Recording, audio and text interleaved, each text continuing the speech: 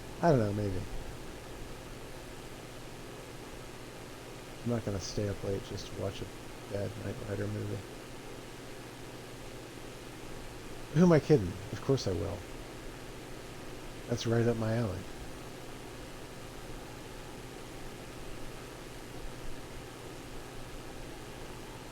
Alright, so this custom marker is on the north side of Bacchus Marsh. So my goal, my thought was, it kind of is oriented vertically. Um, at least as far as like, you know, points of interest are concerned. It's kind of like a vertical uh, sprawl. We're going to start on the north side, fly south, you know, and we're going to kind of like dip around and look at it. Because I think it would probably be interesting for my friend to see her hometown in a flight simulator. So we'll fly around and, you know, maybe she'll see the grocery store she shops at, or, you know, the you know the uh, you know the park she goes to or whatever. And then we'll land, and that'll be the stream, man. And like I said, this is because I couldn't really give her anything for Christmas, so I wanted to give her a cool thing to look at on the screen. It's hard to send things to Australia, and expensive. Don't forget that. This is free. You know, this is something I can do for her that's free, and I know she'll appreciate it.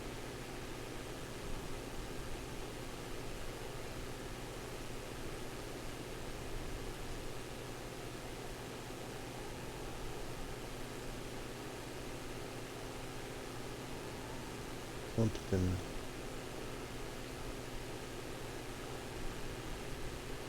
Alright, so I'll lower my altitude. It's pretty flat out here. So I'm going to lower my altitude. I think we'll be safe. Not like we were before. And, yeah, we're getting pretty close.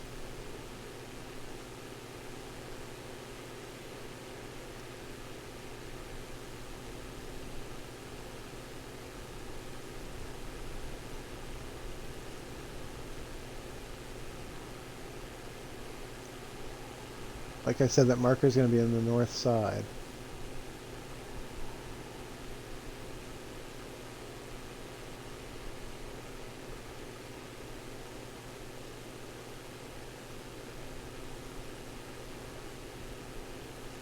Melton Airport. I almost was gonna. That was almost was gonna be the one that I chose for my destination, but there, like I said, there's one to the south of Bacchus Marsh that works better for my the purposes of exploration across the city, the town.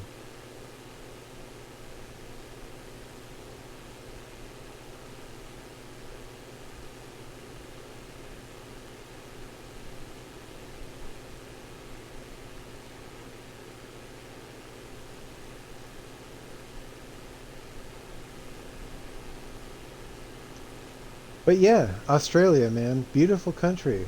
Uh, it's not really well represented in media and movies and things. Uh, it's not. It doesn't really look like. And I know I'm just in one section of it, but it doesn't really look like how you expect it to, based on what they show you in movies and stuff. And I'm glad to have seen it. I think it's cool to see like the real version of a thing, you know. And I know there's parts of Australia that look exactly like they do in the movies, but it's good to see a different part of it, and you can begin to understand that there's so many variations, even in one spot, just to be able to see everything that a place has to offer. Um, you know, it becomes it becomes interesting to see all those different elements come together to make like one interesting whole, you know?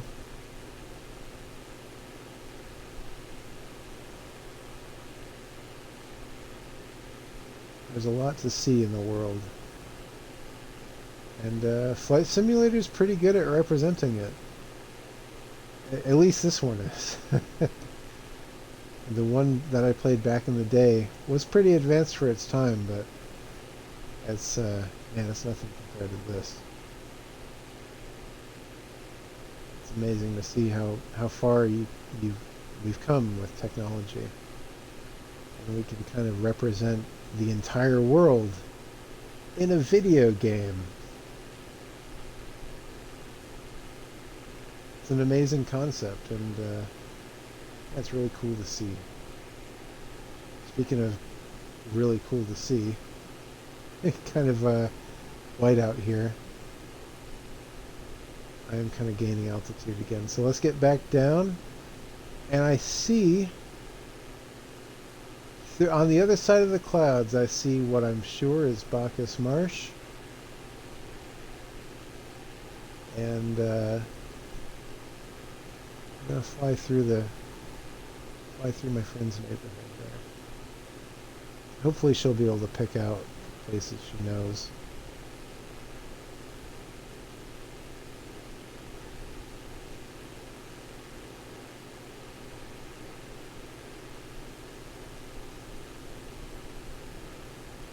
Wow, it's like, it's so bright here. It's beautiful. It really is stunning. You know, I spent the last 2 hours just in a gray haze.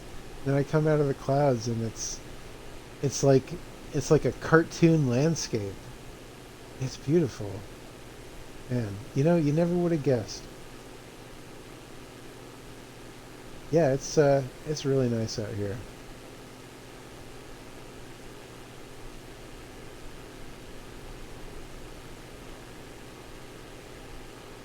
And I'm so glad. This whole time, like 2 hours, I was thinking, man, we're going to get there and it's just going to be cloudy. We won't be able to see anything. I'm so glad that that's not the case.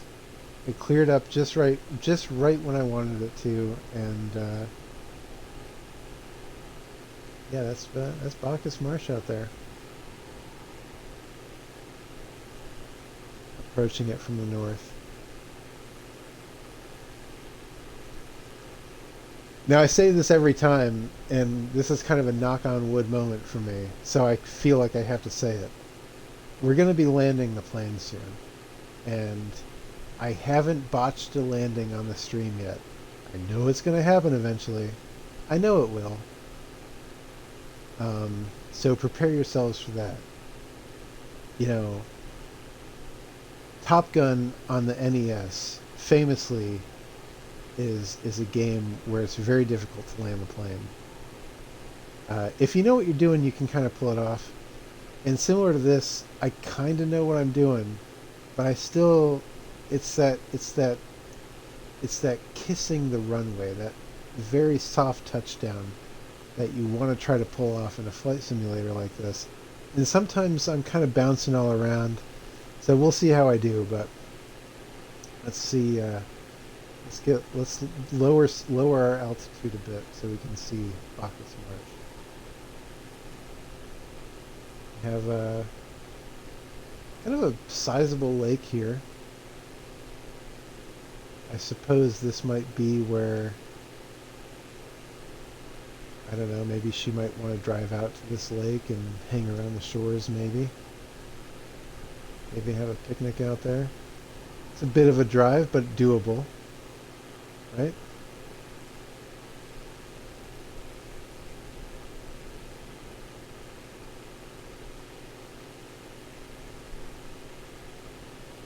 Yeah, man.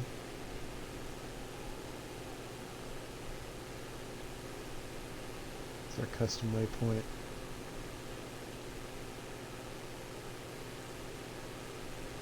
Miramu. Just to the east of... I'm guessing I'm hoping I laid everything out correctly. This has got to be Bacchus Marsh, right? I don't know what this is. Maybe some kind of quarry? Muddy quarry. Yeah, so our custom waypoint disappeared because we reached it. So if we turn south, we'll be flying over Bacchus Marsh. Again, assuming I laid all of this out correctly. I hope that I did.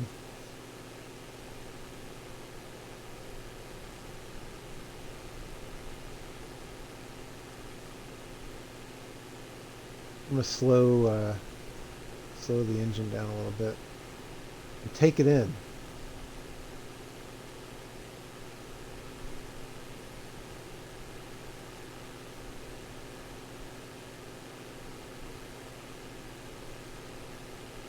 Interesting pattern of trees there around a water feature. Yeah, I'm trying to get it all in here. She'll definitely recognize some of the stuff, I would hope. Bacchus Marsh.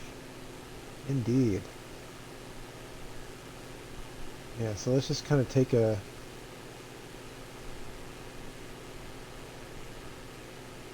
kind of a tour of Bacchus Marsh here. Try to take it all in. I don't know what that is in the middle there. Some kind of warehouse. I don't know what that could be. Got some farmlands over there to the east.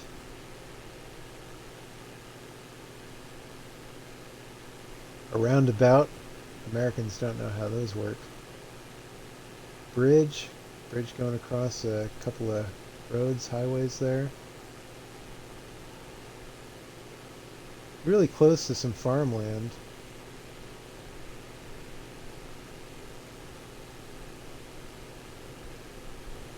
Don't know what that big building is. It's got an interesting shape. Interesting shaped building. Maybe some kind of civic center. Or maybe just more farmland stuff.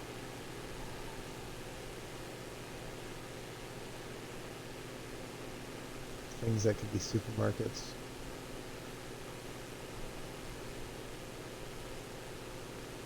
Well, I'll tell you, I spent 2 hours getting here, so there's my landing strip. I'm not going to land in it yet.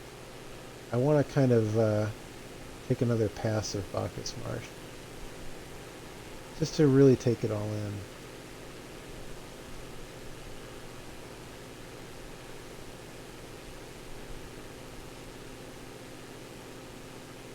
You can kind of see it all at once right from here.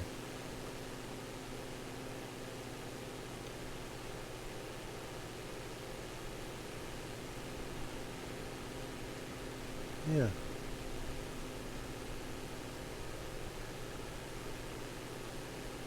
I wonder where that big building is. I mean, that's a huge building, man.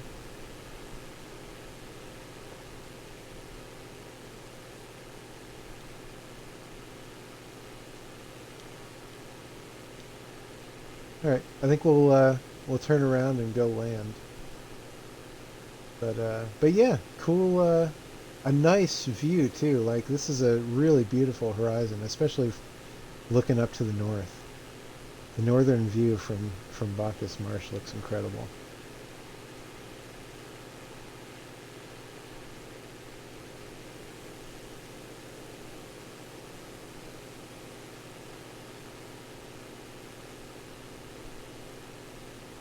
Bridge there. She probably drives over that bridge on the regular.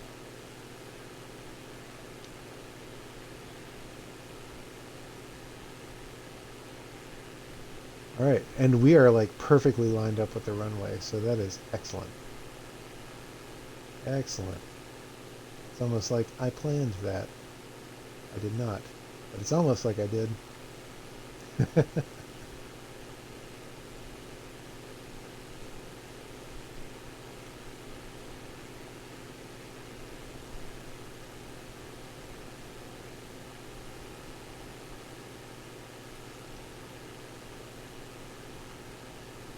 That's a cool little town, man. You know, honestly, it's probably the best looking town I flew over today. Yeah, it was definitely worth the flight. I wonder what this is about. This whole sand pit over here must be some kind of quarry or something.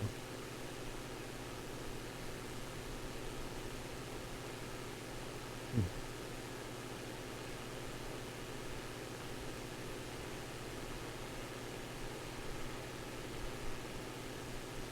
Yeah, the southern view isn't so bad either. This is a nice little area. And she has a really lives in a really special place. It looks like. All right, this runway. Wow, this runway looks super skinny. What is the deal with this runway?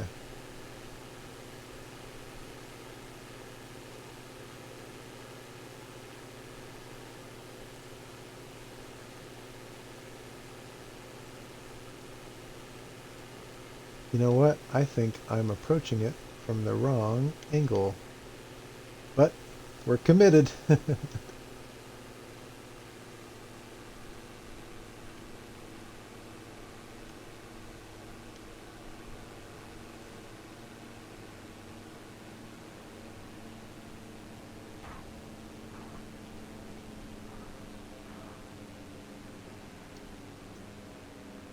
And sliding off. Sliding off a bit. Hey man, I didn't crash it. That was my concern. I didn't crash it. All right. Oof. Landing is still very tricky. I do think I approached it from the wrong angle, but it's fine. I don't really care. I did it. So that was Bacchus Marsh, Australia. Really nice town, and I hope my friend watches and appreciates the flyover tour of her hometown. And uh, so thanks for watching, and I'll see you next time.